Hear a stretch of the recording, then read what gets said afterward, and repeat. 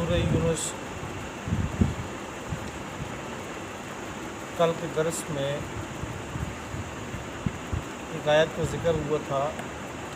وَيَوْمَ يَحْشُرُهُمْ كَأَن لَّمْ يَلْبَثُوا إِلَّا سَاعَةً مِّنَ النَّهَارِ يَتَعَارَفُونَ بَيْنَهُمْ۔ قیامت کے احوال کا ذکر تھا کہ جب اللہ جل شانہ قیامت کے میدان میں تمام انسانوں کو جمع کریں گے تو یہ لوگ اٹھیں گے، آپس میں ایک دوسرے کو پہچان بھی لیں گے اور ساتھ اندازہ لگائیں گے کہ ہم لوگ جو قبر میں یا دنیا میں جو ٹھہرے تھے وہ کتنا تھا۔ تو آخرت کے جو دن اتنا لمبا ہے اس کے مقابلے میں ساعۃ من النہار، دن کی کچھ ایک گھڑی کا اندازہ لگائیں گے ہم تو اتنا ٹھہرے تھے دنیا کے اندر۔ آج کی جو آیت ہے ابتدا میں قیامت کے احوال آج کے درس میں اسی کے متعلق ہے۔ پہلی جو آیت ہے اس میں مشرکین کا ایک سوال شکوہ ذکر ہے،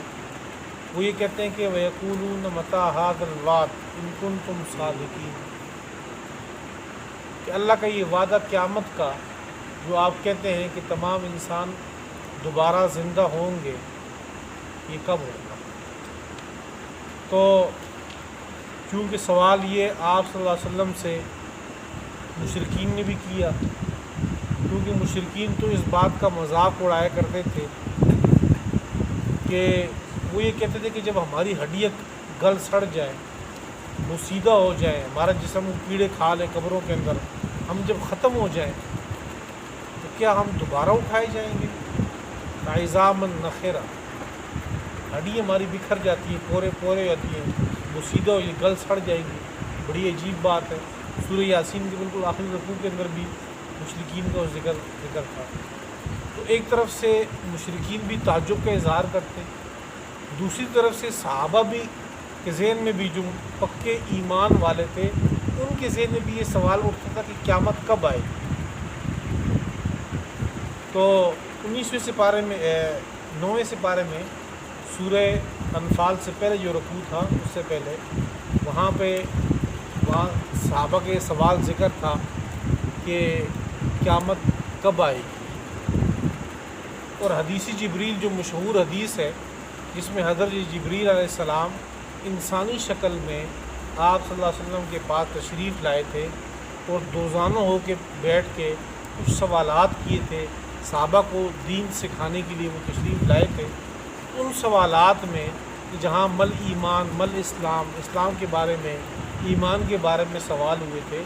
وہاں ایک سوال یہ بھی تھا کہ متی الساعہ، قیامت کب آئے؟ تو اس وقت کا جو جواب تھا جو آپ صلی اللہ علیہ وسلم نے ارشاد فرمایا تھا کہ مل مسئول عنہا بعالم من السائل، کہ جس طرح پوچھنے والے کا علم اس کے بارے میں، قیامت کے بارے میں کچھ بھی نہیں ہے، کچھ نہیں جانتے، اسی طرح جس سے پوچھا جا رہا ہے یعنی مجھے بھی قیامت کے بارے میں کوئی علم نہیں۔ قرآن پاک کی آیات بھی اس کے متعلق آئی ہیں کہ اللہ کے پیارے پیغمبر کو اس بات کا علم نہیں ہے تھا، اللہ نے نہیں دی ہے اس بات کا قیامت کب آئے گی۔ سورہ طٰہٰ 16ویں سپارے کی جو صورت ہے اس کے جو پہلی جو رکوع ہے اس میں اللہ جل شانہ قیامت کے متعلق ارشاد فرماتے ہیں اکاد اخفیہا لتجزا کل نفس بما تسعی، قیامت کا علم میں نے اتنا مخفی رکھا ہے کہ اگر میں یہ بات ممکن ہوتی کہ میں اس کو اپنے آپ سے چھپا لیتا تو یہ کام بھی کر لیتا،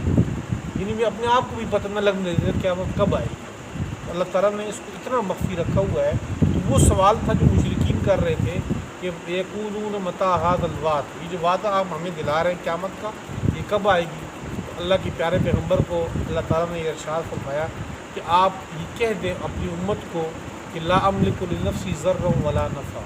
اپنی ذات کے بارے میں نفع نقصان کبھی میں مالک نہیں ہوں، مجھے اختیار نہیں ہے، نفع نقصان اللہ کی جانب سے آتا ہے، اور ہر ایک امت کا، ہر ایک شخص کا ایک وعدہ مقرر ہے، ایک اجل ہے، موت کا وقت ہے، اور جب وہ وقت آتا ہے تو پھر لا یستاخرون ساعة ولا یستقدمون، اس کے بعد نہ ایک گھڑی تم آگے جاؤ گے نہ ایک گھڑی پیچھے جاؤ گے، بالکل ایگزیکٹ اپنی وقت پہ جو سیکنڈ برابر ہو جاتے ہیں تو موت کا کوئی نہ کوئی بہانہ آ جاتا ہے اور بندہ ختم ہو جاتا ہے۔ وَيَقُولُونَ مَتَىٰ هَٰذَا الْوَعْدُ، اور یہ کہتے ہیں کب ہوگا وہ وعدہ، یہ وعدہ، ان کنتم صادقین، اگر تم سچے ہو۔ قل آپ کہہ دیجئے لا املک لنفسی ضرا ولا نفع، نہیں میں مالک ہوں اپنی ذات کے لیے نفع ضرر کا، ولا نفع نہ نقصان کا، الا ما شاء اللہ، نقصان نہ نفع کا مگر جو اللہ چاہے۔ لکل امت اجل، ہر امت کے لیے ایک وقت مقرر ہے، اجل ہے۔ اذا جاء اجلہم، جب ان کا نیٹا آئے گا، وقت آئے گا، فلا یستأخرون ساعہ، تو یہ لوگ نہ پیچھے سرک سکیں گے ایک گھڑی بھی، ولا یستقدمون، اور نہ یہ لوگ آگے سرک کے آگے آ سکتے ہیں۔ قل کہہ دیجئے ارأیتم، بتلاؤ تم، ان اتاکم عذاب بیاتن او نہارا، اگر آیا تمہارے پاس، اگر آ جائے تمہارے پاس اللہ کا عذاب بیاتن، رات کے وقت، راتوں رات اللہ کا عذاب اچانک آ جائے، او نہارن، یا دن کے وقت میں، ماذا یستعجل منہ المجرمون، تو کیا تم جلدی کر سکو گے؟ جو مجرم لوگ ہیں وہ لوگ جلدی کیا کر سکیں گے؟ عذاب سے پہلے کیا اقدامات کر سکتے ہیں؟ اچانک جب اللہ کی گرفت آ جائے، موت آ جائے، تو اس سے پہلے پھر یہ لوگ کیا کر سکیں گے؟ اثم اذا ما وقع آمنتم بھی، آیا پھر جب وہ عذاب آ جائے گا، آمنتم بھی، تب اس پہ تم یقین کر لو گے؟ آن، اب اس وقت تم یقین کرو گے؟ اب وقت کنتم بھی تستعجلون، اور اس سے پہلے تم اس کو جلدی تم مانگ رہے تھے، یعنی عذاب کے بارے میں تم جلدی اللہ سے وہ چیز مانگ رہے تھے، اور جب آ جائے تو پھر آپ کچھ بھی نہیں کر سکتے۔ ثم قیل للذین ظلموا ذوقوا عذاب الخلد، پھر کہا جائے گا ان لوگوں کو جنہوں نے ظلم کیا، ان سے یہ کہا جائے گا ذوقوا عذاب الخلد، اب چکھو تم عذاب ہمیشگی کا، ہمیشہ جو رہنے والا عذاب ہے وہ چکھ لو۔ هل تجزون الا بما کنتم تکسبون، اور نہیں تمہیں بدلہ دیا گیا مگر وہ جو تم خود کماتے تھے، یہ تمہاری اپنی کمائی ہے، اس کا بدلہ تمہیں ملتا ہے۔ دنیا کے اندر جتنی تکالیف آتی ہیں، کسی انسان کا ہاتھ ٹوٹ جاتا ہے، کسی کا پاؤں ٹوٹ جاتا ہے، کوئی زخم لگ جاتا ہے، کوئی اندرونی چوٹ لگ جاتی ہے، کسی کے مثال کے طور پر دل کے وال بند ہو گیا، کسی گردوں کا مسئلہ پیش آیا، کسی کے پھیپھڑے کا مسئلہ ہے، بیماری آ گئی، یا کوئی مالی مصیبت آ گئی، دکان میں کوئی چوری ہو گئی، آگ لگ گئی، مالی مصیبت آ جائے، جانی مصیبت آ جائے، وہ اس کا تدارک ممکن ہے، وہ ایک وقت تک ہوتا ہے، اس کا اثر 2 دن 3 دن، ہفتہ، 10 دن، مہینہ، زیادہ سے زیادہ سال تک رہتا ہے اس کا اثرات، تو وہ اثرات تبدیل ہو جاتے ہیں، بندے وہ غم بھی آ جاتا ہے تو خوشی بھی آتی ہے اس پہ۔ لیکن قیامت کے جو حالات ہیں، اس وقت جو عذاب آئے گا اللہ کی طرف سے، تو پھر اللہ تعالیٰ فرماتے ہیں عذاب الخلد، وہ چیز آئے گی تو پھر وہ ہمیشہ ہوگی، وہ یہ نہیں ہوگا کہ بندہ انتظار کرے جی تکلیف آ گئی تو شام تک اتر جائے گی، کل صبح تک، ہفتہ، 10 دن، سال، 2 سال، نہیں، وہ ہمیشگی کا ہے۔ عبدالآباد کی بھی بندہ اسی تکلیف کے ساتھ رہے گا، نہ ختم ہونے والی زندگی۔ وَيَسْتَنبِئُونَكَ، آپ سے سوال کرتے ہیں، احق ہوا، کیا واقعی یہ برحق ہے؟ قیامت کے بارے میں آپ سے سوال کرتے ہیں لوگ کہ قیامت واقعی برحق ہے۔ قل، اے نبی آپ کہہ دیں ان کو، ای وربی، ہاں جی ہاں، قسم ہے میرے رب کی، یہاں پر قسم اللہ نے کھا رہے، قسم ہے میرے رب کی، انہو لحق، بے شک یہ قیامت بالکل برحق ہے، وما انتم بمعجزین، اور نہیں ہو تم